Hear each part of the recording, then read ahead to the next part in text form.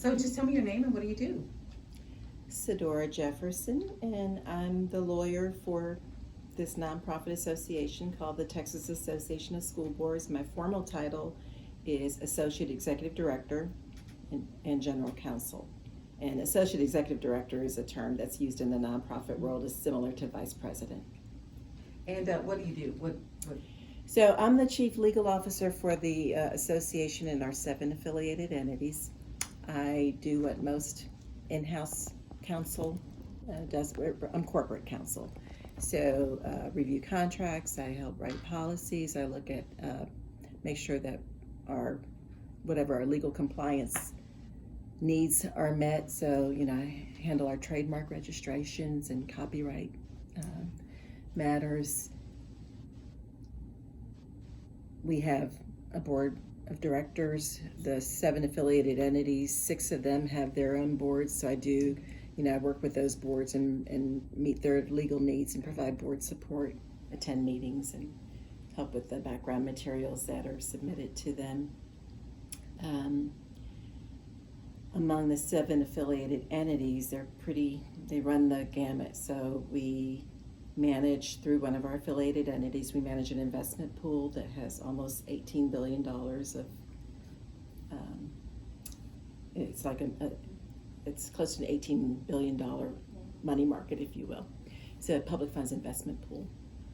We manage a purchasing cooperative, and I can't remember how many. The purchasing volume is just off the chart. It's a statewide purchasing cooperative, and we have an associated national purchasing cooperative, and it's called the Buy Board. We manage a risk pool, which is like an insurance program. And then we do what most associations do. We have education and training. We do conferences. There's a conference going on right now in Galveston. We do a lot of training. Now, I don't do the training. Right. I pretty much write all the service contracts for what we do and all the provider contracts. I do a lot of contracts. That's what corporate counsel kind of focuses on. Okay. And so that's what I do. I have a team of 2 other attorneys, just 3 of us. We do all this work for that many entities. We're a large enough association that one of the member benefits that's offered is called legal services. So it's a separate, different legal group. It's a group of about 9 attorneys, but they provide legal information and training to our members. And I just focus on our business needs. I'm a business lawyer, and I handle our own business needs. Awesome. That's awesome. So where were you born and raised? Norwalk, Connecticut. It's southern part of Connecticut. It's only about 40 minutes away from New York City. And I was born and raised there, and I left home to go to college. And I've never been back, other than to visit, but I never moved back. And since then, I'm the youngest of 3. My sisters moved away first when they went off to college, didn't return. My parents retired in their early 60s and then moved to my mother's birth home in South Carolina, small rural town in South Carolina. And other than visiting some cousins, one aunt and some cousins I still have in Norwalk, that's it. Wow. Everyone else has, there was a migration to the north, and my mother was a part of that. My father was actually born in Connecticut and grew up most of the time in Norwalk. And then there's now the reverse migration where a lot of folks are moving to the south. So I'm in Texas. My mother's in South Carolina. Oh my God. My sisters are in Virginia. Wow. We're all Southerners. Wow. So what was life growing up in Connecticut? Norwalk, Connecticut. It's near Stamford. Some people are more familiar with Stamford. like your family home life. It was. I grew up in a highly, I guess, integrated, probably town where I was a minority. But when that's the only thing you know, that feels normal Right. to you. So that's what it was. And I've always grown up with integration. I grew up in the 60s and 70s. So I certainly was aware of what was going on with the civil rights movement, the Black Power movement. When I was growing up, I didn't know it as civil rights. I just knew it as the Black Power movement, James Brown, say it loud, I'm black and I'm proud to be young, gifted, and black. And, I was a part of the Black History Club, and I was a part of, different organizations. So very much in tune with that. My sisters were older. They were more aware. The term then wasn't woke, but, they were into Nikki Giovanni and her poetry. And one sister was a budding poet of her, in her own right. So definitely grew up with that whole vibe of embracing blackness. We all had afros. My father cut afros because he was a barber, and my mother was a nurse. So very much into that, but I was always very much a part of the numbers where we were always in a minority. And I didn't know, in terms of where I am now, to this day, I didn't know any black lawyers back then. It was not even something in my radar screen. My mother was a nurse, so she was in healthcare, and probably was more familiar with the sprinkling that there was only going to be like the one black dentist in town, and it was that kind of a town, and we supported. Of course, our family did that. Wow. Mm-hmm. So when did you decide to become a lawyer? Well, I had gone to college intending to be a social worker. I went to Temple University. They had a really good social work program that's in Philadelphia. So I go from small town to big city, heavily African American city. So I went through my own awakening there. It's like, wow, I mean, there's we're everywhere. And but anyway, one thing I do credit the Temple U social work program. Early on, you're required to do a practicum. Mm-hmm. So I did a practicum. I was out in the community, and I was assigned to a social service agency, and I was working with this woman who basically had her own agency. And I determined very early on that I did not need to be that close to the problem to affect change, and I decided I wanted to do something else. So I went through a little crisis, and most people change their majors, and I didn't know what I was going to do. And I remember telling my advisor in the social work program, I don't know what to do. I don't think I want to do this. And she said, well, have you considered law? Well, I hadn't. And I was like, what? No, why? I mean, why would I? That's not something that I would think of.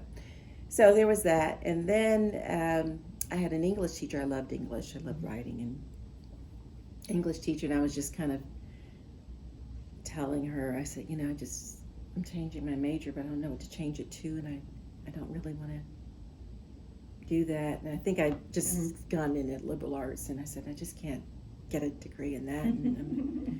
And she says, well, have you considered law?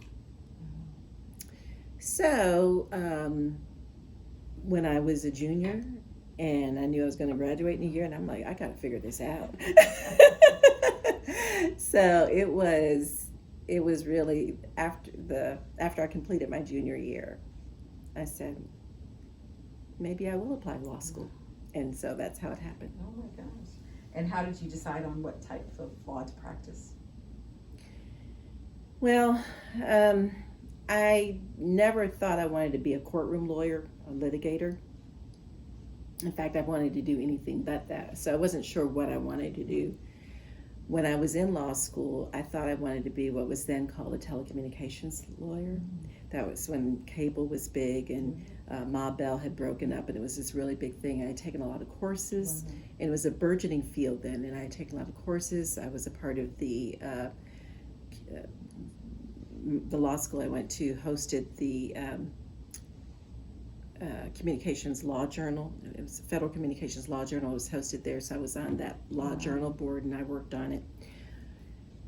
So I thought that's what I was going to do, only I did not get the job that I thought I was going to get at the Federal Communications Commission. So, you go to where the work is, and I ended up in Texas, and so when I started looking for a job, I got hired at the Texas Attorney General's office, and the areas that were available to me were litigating areas. Oh. Wow. So I started out doing litigation, the very thing that I said I wasn't going to do. But as I tell my daughter, you can have one plan, but you follow the opportunity where it goes, and that's where it was. And it was probably the best thing. I didn't think I would be any good at it. I was good at it. It takes a lot of energy. It's a lot of work. And I knew I didn't want to do it forever. So, but anyway, I did that. And from there, one of the other people that you're recognizing, David Talbot, he was, I had several, I worked in a couple of divisions, but one of the divisions that I was in, I started out with general litigation, doing a lot of employment law litigation, defense side, representing management. And then I went to financial litigation, and I was representing the financial agencies of the state, like the Texas Department of Insurance and the Securities Commission and Banking Department, all of those financial agencies. David Talbot had become my division chief, and there was a gubernatorial race. Ann Richards gets elected governor, and Dave Talbot becomes her general counsel. So he goes off and does that, and I'm there, and I thought, at this point, I was, I just turned 30 or whatever, and I thought my life was coming to an end. So I was planning on leaving Texas. It was like, you're focusing on African Americans in Austin. Well, this African American woman did not have a husband, and I was freaking out, Don't put that in there. That's real. But this is That's real. real. It That's is, real. yeah. And I was like, well, maybe I better move to where there are more African American men, and that was my plan. Smart. Well, I sold my house and everything. I was ready to go. Oh, look. And I was just trying to figure out where. And then, so David becomes, the general counsel for the governor. And so he used to call me sister because, I was the only other black attorney in our division, which was kind of a good presence. Division chief, and I was in the division, financial litigation division. So, so he would call me sister. So he called me up because I'm still in financial litigation at the Attorney General's office. He goes, sister. And I'm like, yeah. He goes, send me your resume. I'm like, resume? I haven't put a resume together. Yeah, well, go ahead and send me your resume. I'm like, Dave, I'm leaving. I'm leaving Austin. I didn't know where I was going. I said, no, I'm leaving. Well, yeah, okay, yeah, but send me your resume. So I put it together and send it to him, and next thing I know, I'm being asked to interview for a general counsel position for an agency called the Texas Department of Commerce. Whoa. And talking about a small world, Carl Ritchie was a policy analyst with the Richards administration, and so one of the people who vetted me was Carl Richards, among others, for that position. So it's a small, that's why I said, okay, That's amazing. In fact, when, so Carl's wife, Nan, who I know real well, she says, congratulations. I say, yeah, this is exciting. I see she went after a bunch of what I call the Richards gang. Oh, I love it. That is awesome. That's awesome. So, And I had no idea. yeah, I had but no idea. well, That's you awesome. know, what do they say about Wow. most black folks? We're only Jeez. two Six- yeah, to 6 degrees 6 separation. separation. Well, when you start dealing with professionals, especially among lawyers, we're going to have intersections at some point, you know. Wow. Yes, exactly. Wow, that's Mhm. pretty incredible. Yeah. Because I mean, when I talked to Linda Von Quintus. she said the same thing. She's like Dave Talbot. Of course, I was like, wow, everybody knows him. I knew Linda Von Quintus when I was in financial litigation. One of my assigned state agencies was the Texas Department of Insurance. Linda was over there. Right. And, you know, so, Wow. yeah, that's why That's amazing. Yeah, That's amazing. it's only been, as I said, I know Austin, percentage-wise, our presence is dwindling, but the numbers are growing. There was a time when you pretty much knew most of the black attorneys, and now I can't say that. Yeah. Wow. Yeah. That's pretty cool. Mm-hmm. See, you learned something new. Describe a moment that changed the way you think about life. Oh, there's probably several of those.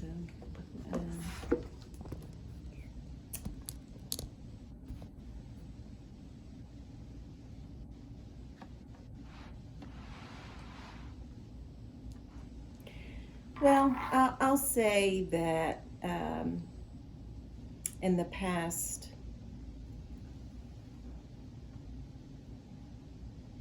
10 years, you know, after you kind of lived a while, and I've raised a daughter who's 28, and you know, I've been married a long time, and life changes, and seeing how you think you kind of have everything figured out, and you try to plan and expect things to go according to plan, and they don't. And so just seeing how things can happen, and not just my immediate family, but you know, my sisters, and just dealing with health issues that just kind of come up, and when you see how you're dealing with things that you can't control or you didn't invite, it's a humbling experience, and quite frankly, humbling in a positive way, because it's made me a whole lot more compassionate, and understanding that for the most part, people are doing the best they can. And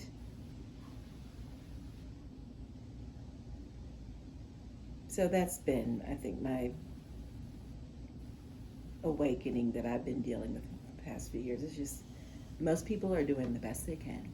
How has that changed how you live your life? It's made me much more understanding, and maybe tender, and less judgmental in terms of even of how I deal with folks around here in the office, and making mistakes or not handling things the most ideal way. I'm less probably prone to hold that in judgment, you know. Even though I may not have verbalized it, I thought it, and I think people can sense that. Yeah. And I am less judgmental, and I realize, you know, stuff happens and things happen, and that's okay. And just to know that it's going to be okay. I mean, it all gets worked out. Yeah. It's going to either pass or move forward or move in a different direction, but it'll be okay. And so hopefully more compassionate and understanding. What would you say is your place or your purpose in life?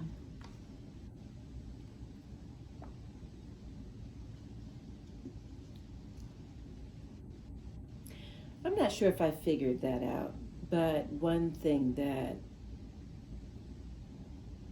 I know before it's my time to check out, I hope that I have been a friend to many, and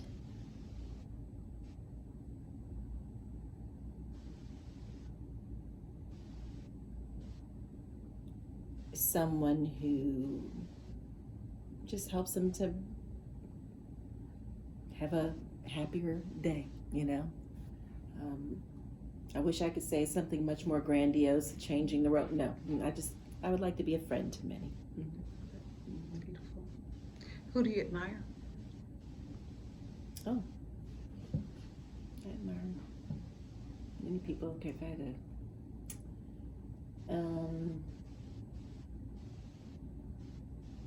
okay, well, depends on when you ask me, but I admire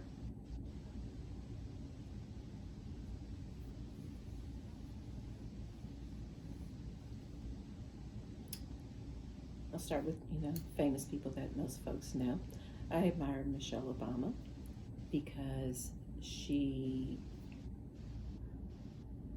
stepped into a role where Black women have never had that kind of presence or platform before, and she did it in a way where she embraced all of her Blackness, and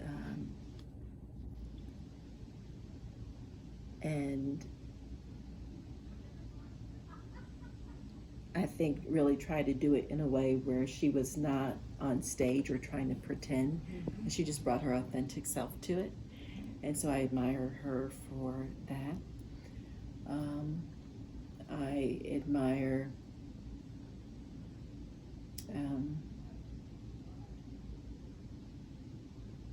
her husband, Barack Obama, for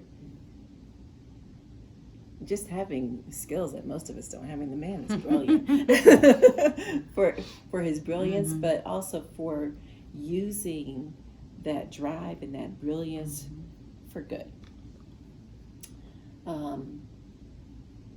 I admire my mother because she was someone who, just decided that she was going to create the life that she felt like she didn't have when she was a little girl growing up, and she did that. She got married and had kids and had a nuclear family with everyone there, and nobody had to guess as to who her children's father was. Mm-hmm. That was important to her. She was a lifelong learner. She always wanted to be college educated, and she did it in stages. So, she was a licensed vocational nurse, and you had to go through some kind of like training program for that. Mm-hmm. And it was, at Morgan State, but it was like a training program. And then she went to the community college and got her associate's degree, and then got her bachelor's degree, and then got her certification where she was a psychiatric nurse, and there's a special credentialing you have to get for that. So I just admire her just determination to create the life that she wanted, I admire her for that. I admire greats like Nelson Mandela. What would you tell little girls who look at you and say, how do I become Sedora Jefferson? Well, hopefully they can dream bigger. But anyway, what I just, and I have many nieces and so forth on my husband's side, And I just say, just focus on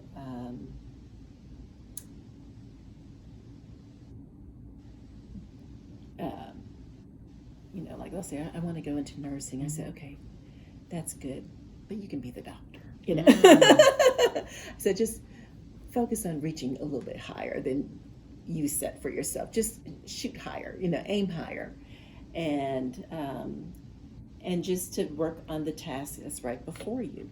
So if you're in school, and find out what clubs are there that are medically related, if that's what you want to do. But just aim a little bit higher and see where that takes you, because they're so much greater than they think they are. And because that's the way it was for me. I didn't know it was in my sights to be a lawyer. That was not something I imagined. So aim higher. And then I would tell them that they are much more powerful and effective and competent than they ever think they are.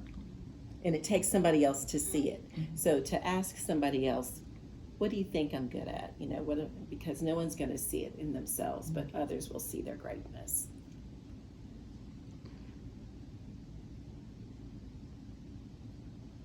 Describe the Black experience here in Austin. What does that look like for you?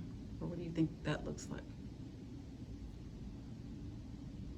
Well, I don't have family here. I had to create a family.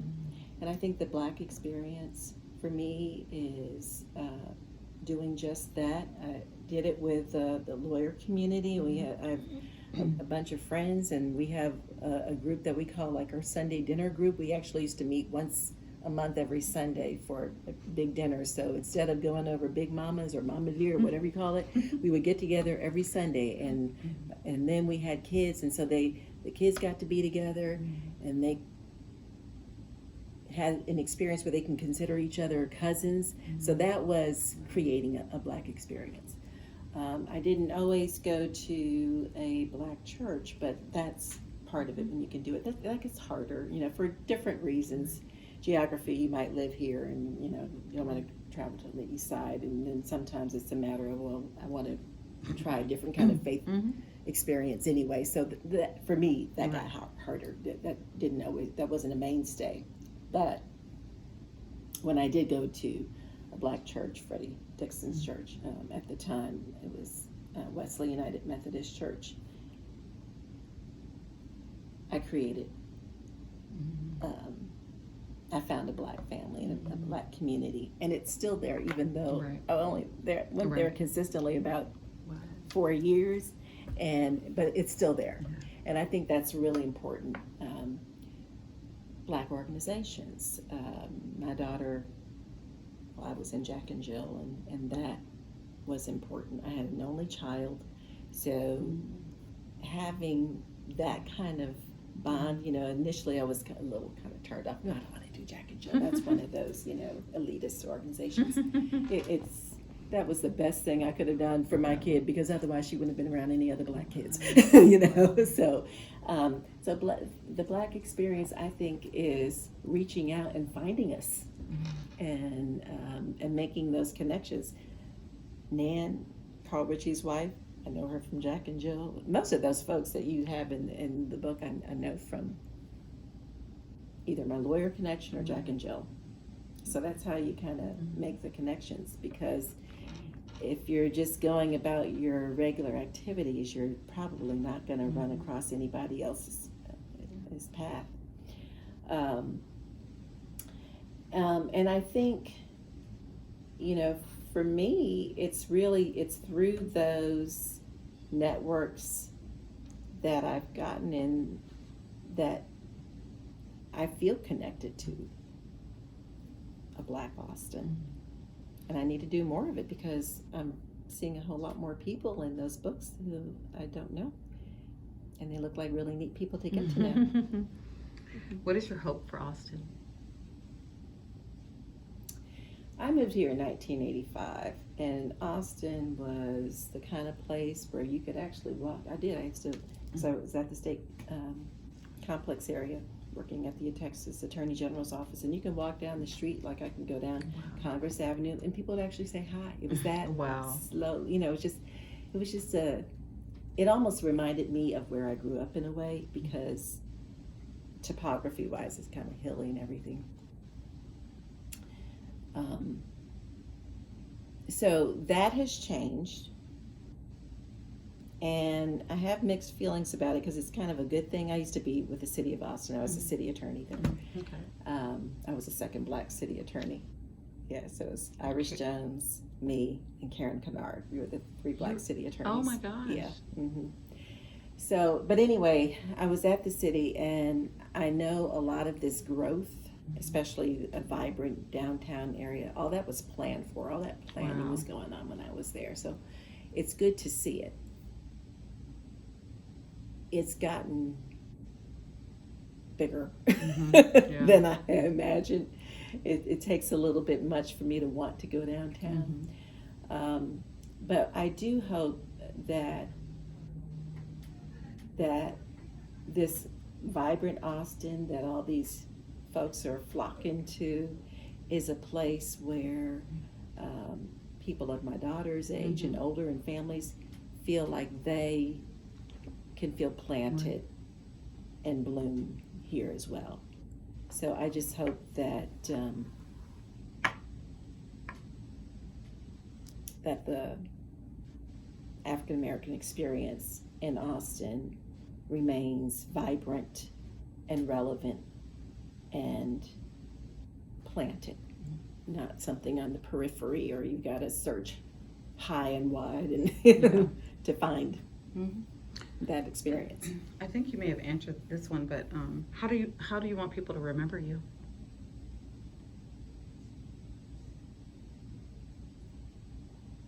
As a good friend.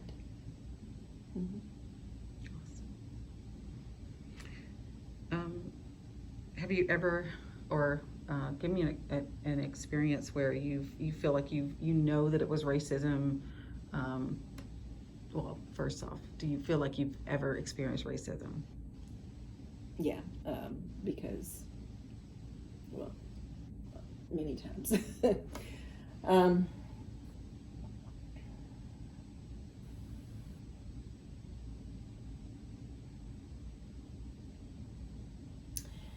When I started at the Attorney General's office, I was a law clerk, so full-time law clerk, because I just moved here and I hadn't been licensed yet. And so I was working on a lot of cases, writing appellate briefs usually at the time, and doing that kind of thing. Well, anyway, there was an attorney who was getting ready for trial, and he said to me, I would like you to come with me to trial. And I thought it was kind of strange at the time because I hadn't done any of the paperwork, I hadn't done any of the pleadings, and I said, okay. And so he told me when it was, and I went and went to the courthouse, and so the jury selection was about to begin. And then I realized it was an employment discrimination case. The plaintiff was black. Of course, I'm with the state, so we're representing the defense. I hadn't done any of the work. There really was no reason for me to be there. And I sat there, and the rage in me was just boiling. And I just got up and left. And the poor guy, I became friends later. I won't say his name, but I got up and left. And he was having people at the office try to, this is before cell phones, find me and call me, and I just left. I didn't go back to the office. I was so mad. I went home, And so he was calling the office, and so the division chief at the time called me, what happened? So-and-so said you were there for jury selection and you left. And I'm like, and I won't be going back. And I said, I am not going to be used as a prop. And you know, he says, is that what you thinking? I said, I did no work for that case. What else could it be? You know, I said, I'm not going to be used for a prop. You know, because when I started there, I said that I would work on, and really the gall of me when I think about it, but I said I would work on, you know, sex discrimination, age discrimination, but I was not going to do race discrimination cases. You know? I thought we had an understanding.